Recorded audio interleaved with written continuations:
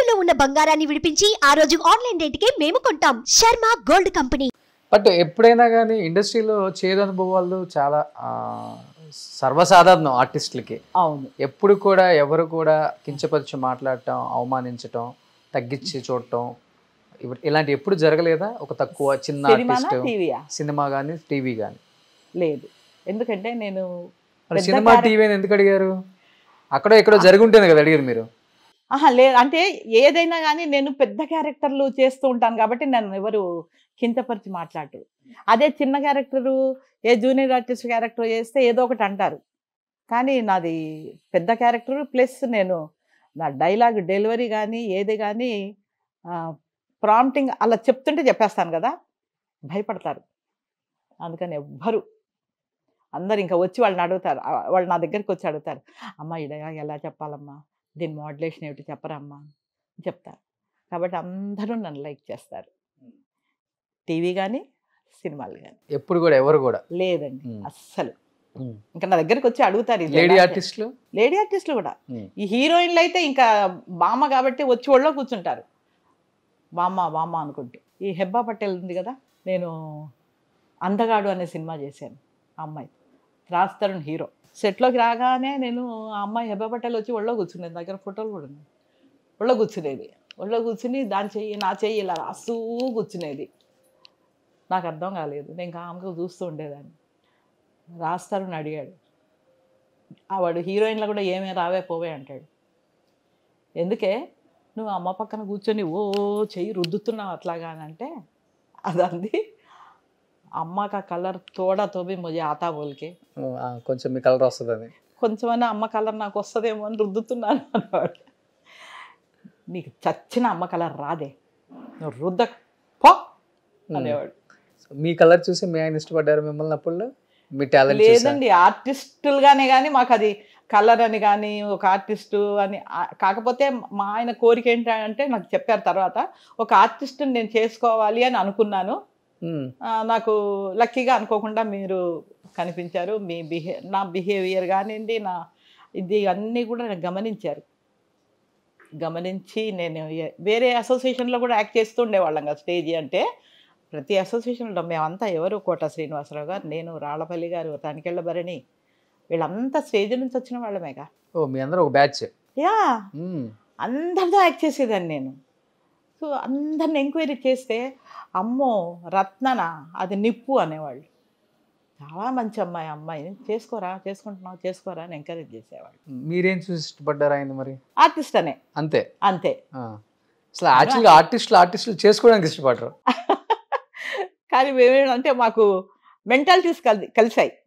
First ఆయనది ముభావమే, నేను అంత నువ్వు వాళ్ళతో ఎందుకు మాట్లాడుతున్నావు, వీళ్ళతో ఎందుకు అనే మనిషిని కూడా నేను కాదు, తను కాదు.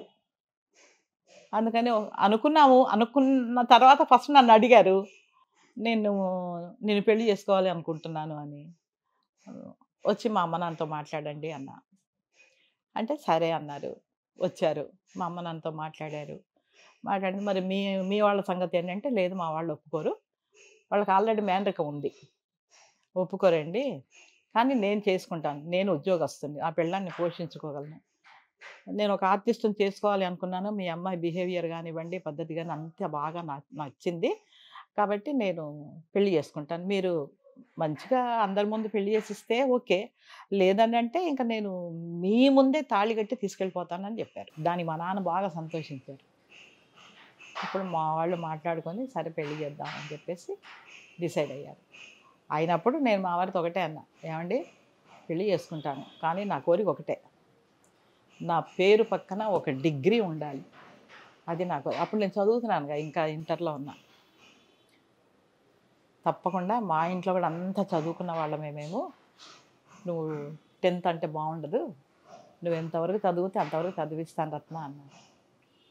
సో అలా నేను పెళ్ళయ్యాకే చదువుకొని జాబ్ తెచ్చుకున్నారు. బిఏ వరకు చదివా. ఓకే, ఏం చేసేవాళ్ళు ఏపీఎస్ఆర్టీసీలో మీరు? క్లర్క్. అలా చేసుకుంటూనే నేను మ్యారేజ్ అయిన తర్వాత కూడా మా ఆయన దగ్గర నుండి చదివిస్తే బిఏ పాస్ అయ్యా. సినిమాలు చేస్తూ కూడా జాబ్ కంటిన్యూ చేశారు. ఆర్టిస్ట్గా అందరికి తెలుసు కాబట్టి మేనేజ్మెంట్కి అంతా కూడా అరే మన ఒక డిపార్ట్మెంట్లో ఒక లేడీ ఆర్టిస్ట్ ఉందంటే గ్రేట్ అని చెప్పేసి ఎప్పుడు లీవ్ అడిగినా ఇచ్చేసేవాళ్ళు, ఎంకరేజ్ చేశారు నన్ను మా ఆఫీస్లో మా ఆయన్ని బ్యాంక్లో. చూసాను ఇది నంది తీసుకునేటప్పుడు అమితాబ్ బచ్చన్ గారు, కిరణ్ కుమార్ రెడ్డి గారు. నేను అది లండన్కి వెళ్ళి సినిమా చేసి వచ్చా. లండన్లో నీకు అది కారాలు మిరియాలు అనే సినిమా ఓకే మొత్తం లండన్లోనే చేశారు వాళ్ళు. చేసినప్పుడు ఆ ప్రొడ్యూసరు డైరెక్టర్ వచ్చి అడిగారు, కొత్త వాళ్ళంతా వచ్చి నన్ను అడిగారు, ఏమండి మరి లండన్లో ఉండాలి 30 days, మరి ఏమంటారంటే అమ్మ నేను రానన్నాను. మా వారేమో అలా ఉన్నారు. సెకండ్ అమ్మాయి డెలివరీ అయ్యి ఉంది, నేను రానండి నాకు కుదరదు అన్నా. అని అంటే అప్పుడు పిల్లలు అల్లుళ్ళు అందరు కూర్చోబెట్టి, మమ్మీ నీకు అబ్బాయిలు లేరు, అబ్బాయిలు ఉంటే కనుక ఏ అమెరికాలో ఉంటారు, నువ్వు వెళుతావు అమెరికా చూసి వస్తావు, లండన్ చూసి వస్తావు, నీకు అవకాశం లేదు కదా మమ్మీ, ఇది మంచి ఆపర్చునిటీ వచ్చింది నీకు, నువ్వు డాడీ గురించి ఏం ఆలోచించకు, డాడీని మేము చూసుకుంటాం, నువ్వు వెళ్ళిరా అని చెప్పి నన్ను ఎంకరేజ్ చేసి లండన్కి పంపించారు. 30 days ఉన్నా అక్కడ. సినిమా మొత్తం అక్కడే జరిగింది. అది త్రోడ్ బాంబే మొత్తం సినిమా అంతా. ఇంత పెద్దగా ఆడలేదు కానీ నా క్యారెక్టర్ బాగా పండింది. దానికే నంది అవార్డు వచ్చింది. ఓకే, ఉత్తమ హాస్య నటి. అవును అవును. ఇది అమృతంలో కూడా నాకు ఆ బామ్మ క్యారెక్టర్ బాగా నచ్చుతుంది. అదే అది కూడా నేనే. బామ్మ అంటే రత్నాసాగర్ ఇంకెవరు లేరు, కానీ ఇప్పుడు మొదలయ్యారు అందరూ డబ్బింగ్ గారికి. ఎలా అనిపిస్తుంది ఇప్పుడు బామ్మలను చూస్తుంటే? అదే అప్పట్లోనేమో వాళ్ళు హీరోయిన్లుగాను మదర్ క్యారెక్టర్స్లో మంచిగా సెటిల్ అయిపోయి ఉన్న వాళ్ళు ఇప్పుడు మళ్ళీ వాళ్ళు కూడా బామ్మలోకి దిగిపోయారు. మీ కాంపిటీషన్ అయిపోయింది ఇప్పుడు. అంతే కదా, నేను అనుకోను. చేస్తున్నారు ఇప్పుడు సినిమాలు ఏమున్నాయండి అసలు ఈ మధ్య సినిమాలే లేవు అసలు. అంత పెద్ద పెద్ద సినిమాలు, అందులో కూడా ఇప్పుడు అంతా ఏంటి అక్కడ నుంచి కెనడా నుంచి కేరళ నుంచి బెంగళూరు నుంచే కదా పిలిపించుకుంటున్నారు. మొన్న దిల్ రాజు గారి సినిమాకి ఎవరు రోహిణి అటంగడి గారిని పిలిపించారు, ఆవిడికి డబ్బింగ్ చెప్పమని పిలిచారు. నేను చెప్పనండి అన్న. అదేదో క్యారెక్టర్ నేనే చేస్తే నేనే డబ్బింగ్ చెప్తాను కదా. మరి ఇలా ఉంటుంది. ఇప్పుడు తమిళావిడ అంటే ఆవిడ ఇప్పుడు అదుర్స్లో ఆవిడకి చెప్పడంలో న్యాయం ఉంది. ఆవిడని పెట్టుకొని చేసుకున్నారు. కానీ ఈ రోహిణి అటంగడిని అక్కడి నుంచి ఎందుకంటే పిలిపించుకోవాలి? అలా ఉన్నారు మన ప్రొడ్యూసర్. అదర్స్ డబ్బింగ్ చెప్పేటప్పుడు అనిపించుంటుందా ఈ బామ్మ క్యారెక్టర్ నన్ను కూడా వివి సత్యనారాయణతో కొట్లాడా, ఆయనేగా డైరెక్టర్ వినాయక్. అతనితో నేను అమ్మనా కోడలా సినిమా చేశాను. అప్పుడు కో డైరెక్టర్ సాగర్ గారి దగ్గర. సాగర్ అని డైరెక్టర్ గారు చనిపోయారు ఈ మధ్య. ఆయన కో డైరెక్టర్ అప్పుడు. ఈ అబ్బాయి చిన్న కుర్రాడు వినాయక్. ఈ సినిమాకి డబ్బింగ్ కోసం అని పిలిస్తే చెప్పిన తర్వాత నంబర్ ఇవ్వండి అన్న. పుల్లారావు అని కో డైరెక్టర్ ఇచ్చారు.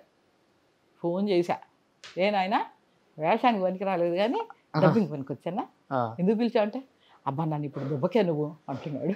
అట్లా అందరూ చేసిన. కానీ క్యారెక్టర్ అయితే చాలా బాగుంటుంది. ఆ క్యారెక్టర్కి డబ్బింగ్. అవునండి, అది అందరికీ గుర్తు బాగా. చాలా బాగా చెప్పారమ్మా, అసలు ఆవిడ మాట్లాడుతున్నట్టుగానే ఉంది అంటారు. సుమన్ టీవీలో మీ పర్సనల్ అండ్ బిజినెస్ ప్రమోషన్స్ కోసం కింది నెంబర్కి కాంటాక్ట్ చేయండి.